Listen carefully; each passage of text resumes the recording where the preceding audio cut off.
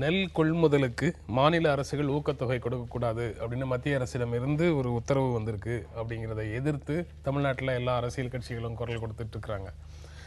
அதில் என்ன பிரச்சனை இருக்கிறதாக நீங்கள் நினைக்கிறீங்க? மத்திய அரசு சொல்கிறதுல என்ன பிரச்சனை இருக்கிறதாக நீங்கள் நினைக்கிறீங்க?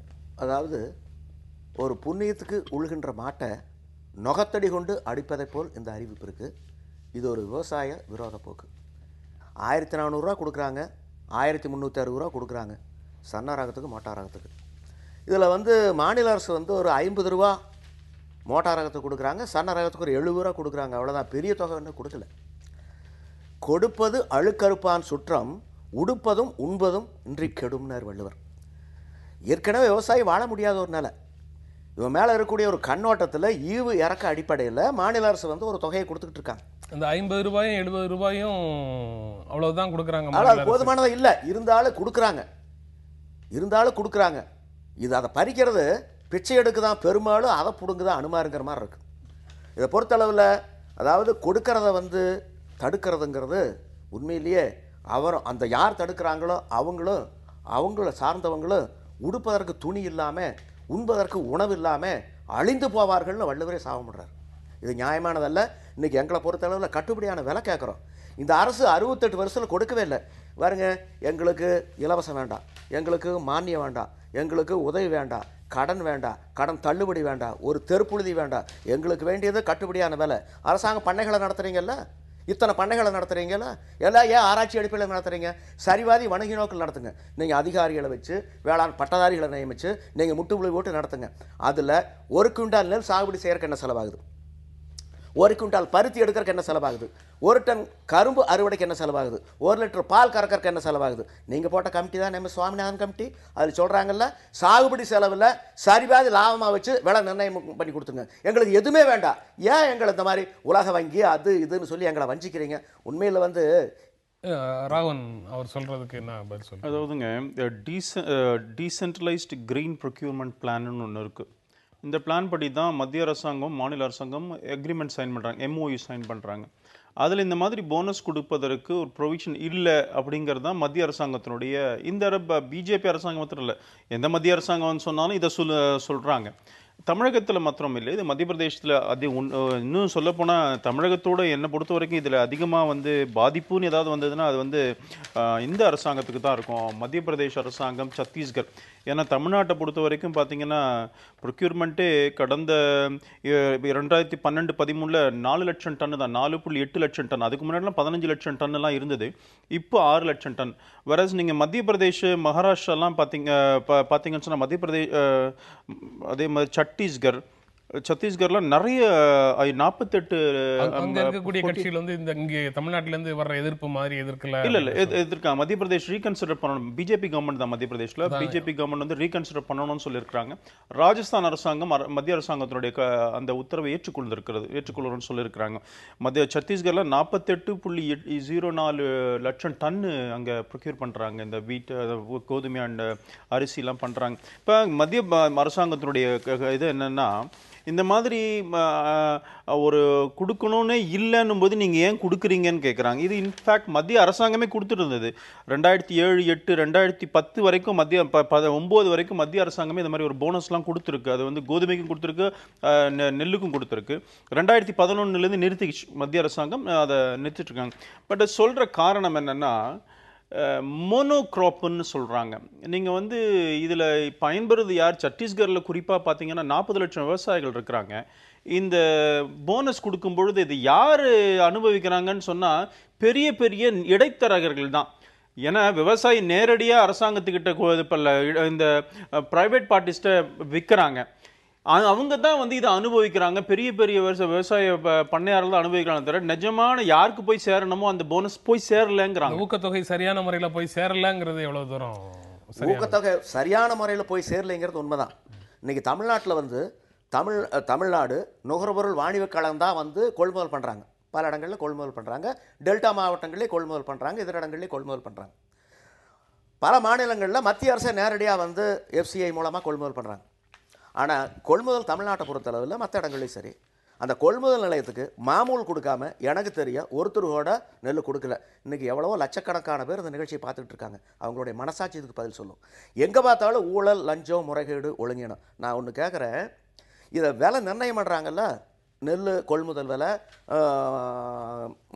கரும்பு, அதே மாதிரி கோதுமை, இதுக்கெல்லாம் கொள்முதல் பண்ணுறாங்கல்ல, பரிந்துரை பண்ணுறது வந்து CACP, commission for agricultural cost and price. நீங்க வந்து தொகை வந்து நிர்ணயிக்கப்பட்ட தொகை தானே? இல்ல, வாணிப கழகம் வந்து தங்கள் இஷ்டத்துக்கு விலையை மாற்றிக்கொள்றதுக்கு வழி மாத்திக்கிறது இல்ல. அதெல்லாம் அவர்களுக்கு கைவிட்டு கொடுக்க வேண்டிய அவசியம் வருது இல்ல. அவன ஈரப்பதம் அதிகமா இருக்கு, போய் தூத்திட்டு வாங்குறாங்க. நல்ல நெல்லா இருந்தாலும் நீங்க அவங்களுடைய விருப்பு வெறுப்பு ஆதாய அடிப்படையில் தான் அதிகாரிகள் கொள்முதல் பண்றாங்க. அவங்க என்ன சொல்றாங்கன்னா, நான் மேலே சென்னையில் கொடுக்கறத கொடுத்துட்டு தான் அந்த பதவிக்கு வந்திருக்கிறேன், நான் சம்பாதிக்க வேண்டாமா, இப்படி சொல்லக்கூடிய நிலைமையில தான் பல இடங்கள்ல இருக்கு. ஏன்னா எங்களுடைய மாவட்டத்தில், காஞ்சிபுரம் மாவட்டத்தில் இந்த மாதிரி ஒரு விஷயம் நாங்கள் கேள்விப்பட்டு பெரிய ஆர்ப்பாட்டம் கூட எங்கள் கட்சியில் செஞ்சோம், பிஜேபியில். இது வாஸ்தவம் தான். விவசாயிகள் இன்றைக்கு ஃபேஸ் பண்ணுற பிரச்சனை, அதிகாரிகள் மட்டத்தில் இருக்கிற அந்த ஊழல், அதனால் விவசாயிகள் பாதிக்கிறாங்கிறத மறுப்பதற்கு இல்லை. ஆனால் ஒரு விஷயம் நாம் விவசாயிகள் கூட, இது நீங்கள் சகோதரர் தான் சொல்லணும், அதாவது மோனோக்ராப்பிங்கை பற்றி பேசுகிறாங்க. நீங்கள் நெல்லும் கோதுமையும் மாத்திரம்தான் விவசாயம் பண்ணணும்னு சில அதில் கூட அதில் வெஸ்டட் இன்ட்ரெஸ்ட் இருக்கிறதா சொல்கிறாங்க. அரசாங்கம் என்ன சொல்லுது, நீங்கள் வந்து இன்றைக்கி புது சீடை பயன்படுத்துங்க, விதைகளை பயன்படுத்துங்க, புது டெக்னாலஜி, விஞ்ஞானத்தை பயன்படுத்தி கொண்டு வாங்க அப்படின்னு சொல்லி நம்முடைய மாநில அரசாங்கம் இப்போது விவசாய மானிய இதில் பார்த்தீங்கன்னா சிறுதானிய பயிர்களுக்காக ஒரு திருவண்ணாமலையில் ஒரு இன்ஸ்டிடியூஷன் ஆரம்பிக்க போகிறாங்கன்னு சொல்லியிருக்கிறாங்க. அதுதான் சொல்கிறாங்க, இந்த மில்லட்டுன்னு சொல்கிற சிறுதான பயிர்கள்லாம் வந்து பண்ணணும்னு சொன்னால் அதில் பணம் அதிகமாகவே வரும். ஆனால் விவசாயிகளுக்கு பல பேருக்கு வந்து இந்த விஞ்ஞானத்தை சொல்லி கொடுக்காம நெல் மாத்திரமே போட சொல்றது, கோதுமை மாத்திரமே பயிரிட சொல்லி அவருடைய வாழ்க்கையை கூட ஒண்ணுமில்லாம ஆக்குறாங்க. இது அரசாங்கத்துடைய அந்த அதிகாரியுடைய பங்கு கூட அதிகமா இருக்குன்னு ஒரு அறிக்கை சொல்லுது. சிறுதானிய மருத்துவ மையம் நிறுவப்படணும், திருவண்ணாமலையில பண்ணணும்னு சொல்றேன். இது என்கரேஜ் பண்ணணும்னு நான் சொல்றேன். என்ன பணப்பயிர்கள்லாம் இருக்குது, அந்த பணப்பயிரை பத்தி சொல்லி கொடுக்காம மிகப்பெரிய ஆரவாரங்களோட உருவாக்கப்படுற ஹெல்ப்லைன்லாம் கூட விவசாயிகள் போன் பண்ணி பார்க்கும்போது அரசாங்கம், மத்திய அரசாங்கம் சொல்ற விஷயம் தான். நீங்க வந்து முழுக்க முழுக்க நெல்லையும் கோதுமையும் மாத்திரமே சொல்றீங்களே, சிறுதானிய பயிர்கள்லாம் பயிரிட சொல்லுங்க, நிறைய கேஷ் கிராப் இருக்கு, பணப்பயிர்கள் இருக்கு, அதை பயிரிட சொல்லுங்கன்னு சொன்னா அது விவசாயம் அதை எடுத்துக்க மாட்டேங்கிறாங்க. ஒண்ணு அதிகாரிகளும் அதை செய்யறாங்களான்னு தெரியல. அரசாங்கம், மாநில அரசாங்கங்களும் அதுல கவனம் கொடுக்கலங்கிறது தான் ரிப்போர்ட். முதல்ல வந்து இந்த 50 வருஷத்துக்கு முன்னாடி சிறுதானியங்கள் தான் அதிகமா உண்ணுகிட்டு இருந்தோம். இப்ப அரிசிக்கு கோதுமைக்கு மக்கள் மாறிட்டாங்க. நீங்க பங்கீட்டு கடைகள்ல ஏன் அரிசி போடுறீங்க, கோதுமை போடுறீங்க, சிறுதானியங்கள் போடுங்களா அப்படின்னு விவசாயிகள் சாகுபடி செய்வாங்கல்ல. ஆக அரசாங்கத்துக்கிட்ட தவறு இருக்குது. ஒன்று சொல்ல வந்தேன், பாதியில் விட்டுட்டேன். இப்போ அந்த சிஏசிபி பரிந்துரை பண்ணுற விலையை வந்து கொடுக்கறதில்ல, குறைச்சி தான் கொடுக்குறாங்க. உதாரணத்துக்கு 2007 கரும்புக்கு 1540 ரூபா கொடுக்கணும்னு சொன்னாங்க. ஆனால் அவங்க கொடுத்தது 811 ரூபா 80 காசு. அந்த சேர்மேன் தான் ராஜினாமா பண்ணிட்டு போனார். மக்கள் மத்தியில் எழுச்சி வரவே இல்லை. அதே நேரத்தில் இதே சம அதிகாரம் படைத்தது வந்து பே கமிஷன். இப்போ 6வது பே கமிஷன் முடிஞ்சு 7வது பே கமிஷன் வந்திருக்குது. அந்த சம்பள கமிஷன் பரிந்துரையை அப்படியே மத்திய அரசு ஏற்று முன்தேதியிட்டு கொடுத்துருது, மாநில அரசு ஏற்றுக்கிறாங்க. ஆக இதே மாதிரி விவசாயிகளுக்கு அந்த பரிந்துரையில் சரிபாதி தான் கொள்முதல் விலைன்னு சொன்ன மாதிரி அந்த பே கமிஷன் பரிந்துரையில் சரிபாதி தான் உங்களுக்கு சம்பளம்னா அடுத்த நாள் ஒரு அரசு அலுவலகம் திறந்திருக்குமா? ஆக விவசாயிகள் எவ்வளவு ஏமாளிகள் அந்த நாட்டில் இருக்காங்கன்னு பாருங்கள். இவங்களுடைய அறியாமையை தொடர்ந்து 68 வருஷமாக அறுவடை பண்ணியிருக்காங்க. அரசன் ஆண்ட காலத்தில் குடிமக்கள்கிட்ட, குறிப்பாக குடியானவங்ககிட்ட விளைச்சல் 6 கையெழுத்து ஆட்சி நடத்தினேன். ஆங்கிலேய நாட்டுட்டு போக வரல, பிரதான வரி நிலவரி. இன்னைக்கு நிலவரி ஏக்கருக்கு 2 ரூபா. ஆக இவனை மறைமுகமாக சுரண்டுன்னு ஒட்டு மொத்தமாக முடிச்சே போட்டாங்க. ஒரு கண்ணுக்கு வெண்ணெய், ஒரு கண்ணுக்கு சுண்ணாம்பு. ஆக 2% இருக்கக்கூடிய அரசு ஊழியர்களை பார்த்து இந்த அரசாங்கம் வந்து தோப்புக்கரணை போடுறாங்க. 60% இருக்கக்கூடிய விவசாயிகள் ஒதுக்கீடு எவ்வளவு? 3%. நிதிநிலை அறிக்கையில் 3%. அரசு ஊழியர்களையும் விவசாயிகளையும் ஒருவருக்கு ஒருவர் எதிராக பாருங்க. நேற்று ஒரு தேர்வு நடந்தது, இதே சென்னையில் நடந்தது. அதாவது 98 காலி பணியிடங்களுக்கு பொதுப்பணித்துறையில் 10,000 பேர் பரிசு எழுதியிருக்காங்க. ஆக 500 பேருக்கு ஒருத்தர். அதே நேரத்தில் நாங்கள் ஆள் கூப்பிட்டா அந்த காலத்தில் குடும்ப கட்டுப்பாட்டுக்கு ஆள் பிடிச்ச மாதிரி விவசாயத்தை பிடிக்க வேண்டியதாக இருக்குது. ஆக நிலைமை மோசமாக இருக்குது. இது சம்மந்தமாக விவசாயத்தை காப்பாற்றாத போச்சுன்னா நாட்டில் பெரிய உணவு பஞ்சம் கட்டாயம் வரும். அன்றைக்கி தான் விவசாயத்தினுடைய அருமை பெருமை தெரியும். அது வரல தெரியாது. இன்றைக்கி நாங்கள் பெரியவங்க தான் செஞ்சுக்கிட்டு இருக்கிறோம். எங்கள் வாரிசுகளாக விவசாயத்தில் இல்லை, ஒரு வெற்றிடம் வரப்போகுது. பெரிய உணவு பஞ்சத்தை அந்த நாடு எதிர்நோக்கிட்டு உணவு பஞ்சம் வரும் அப்படின்னு சொல்லி மிகப்பெரிய எச்சரிக்கையை அவர் கொடுக்குறாரு. விவசாயத்தின் மீது அரசினுடைய போதுமான கவனம் இல்லை அப்படிங்கிறத சுட்டி காட்டுறாரு. இல்லை, நான் என்ன சொல்கிறேன், நான் சின்ன விஷயத்தில் மாறுபடுறேன். அதாவது விவசாயம் கவனிக்கப்பட வேண்டிய விஷயம், அதில் ஒன்றும் சந்தேகமே இல்லை. நம்ம நாடு விவசாயத்தின் அடிப்படையாக இருக்கிற நாடு.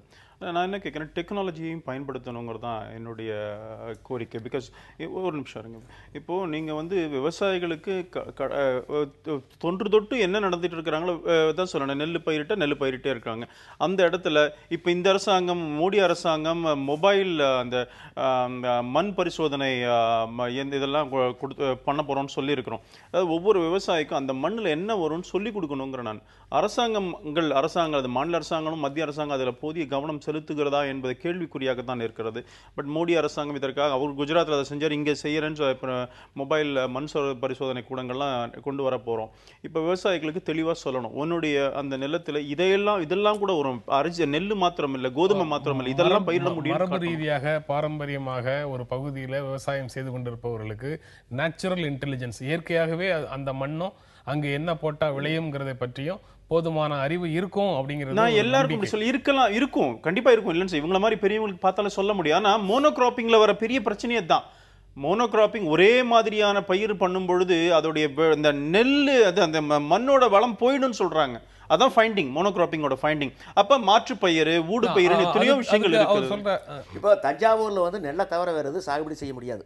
இன்னைக்கு புஞ்ச சாகுபடி பண்றோம்னு வைங்க, மேட்டூர் அணை நிரம்பி பெரிய அளவில் தண்ணி திறந்து விட்டதுன்னா எல்லாம் தண்ணிக்குள்ள நிற்கும், அந்த பயிர் பூரா அழுகிடும். நெல்லை தவிர அவங்களுக்கு வேற போக்கிடமே கிடையாது. இது ஒரு பக்கம். ரெண்டாவது அடுத்து சொன்னாங்க நவீன கருவிகளை எல்லாம் பயன்படுத்தணும்னு.